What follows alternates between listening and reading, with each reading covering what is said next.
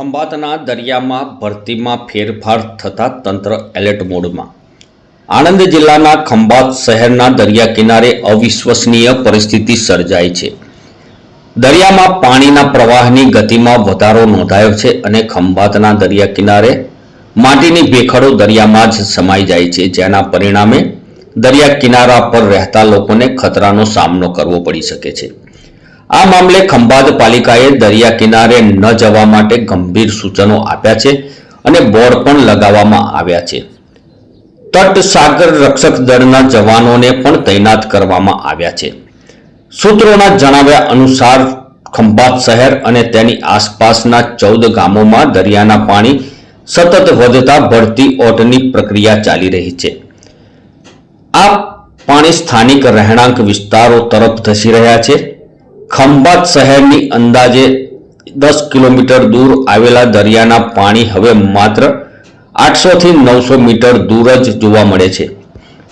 હાલમાં ખંભાત પાલિકા દ્વારા, ખંભાત પોલીસ તંત્ર દ્વારા રાહદારીઓ અને પર્યટકોને દરિયાની નજીક ન જવા માટે કડક સૂચનો આપવામાં આવી રહ્યા છે।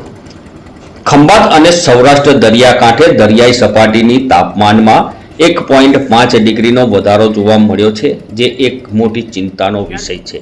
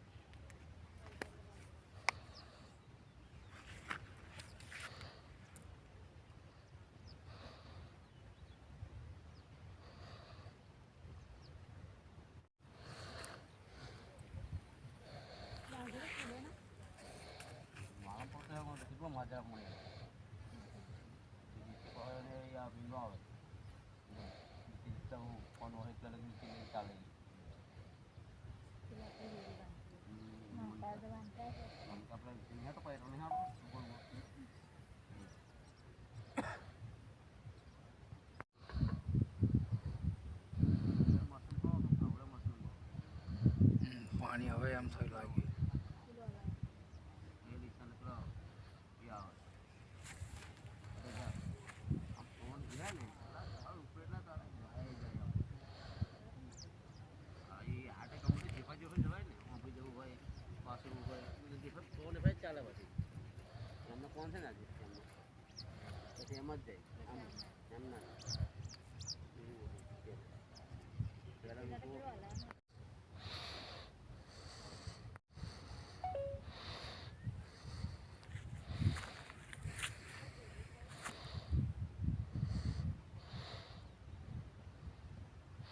બેઠી ભરતી આવે છે।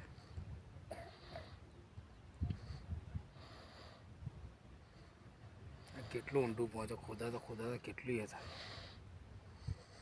દરિયાકાંઠે ધોવાણની જે ઘટના બની છે અને બની રહી છે, દરિયો નજીક ને નજીક આવે છે અને ભેખડો ખસી રહી છે, તો આપ નગરપાલિકા તંત્ર તરફથી શું પગલાં ભરવામાં આવ્યા છે? આણંદ જિલ્લામાં આવેલું ખંભાતના દરિયા કિનારે સાગરતટના જવાનોએ અમને ખંભાત નગરપાલિકાને જાણ કરેલી કે જે ભરતીના સમયે પાણી આવે છે ત્યારે ભેખડો ઘસી પડવાની ઘટનાઓ બની છે અને ઊંડા 30 ફૂટના ખાડાઓ થઈ ગયા છે। એના અમે ખંભાત નગરના સલામતી, નગરજનોની સલામતી અને એ લોકોને જોખમ ના થાય એના માટે અમે લોકોએ ત્યાં આગળ દરિયા કિનારે 3 સાઇન બોર્ડ લગાવ્યા છે કે ભાઈ કોઈ અંદર જવું નહીં, કારણ કે ત્યાં આગળથી નીચે જમીનનું લેવલ કેવું છે કે ઓછું છે, એટલે કોઈ જવું નહીં એના અમે બેનરોય માર્યા છે અને સાગરતટના રક્ષકોને અમે જણાવેલું કે કોઈ આવે તો કોઈને જવા પણ નહીં દેવાના।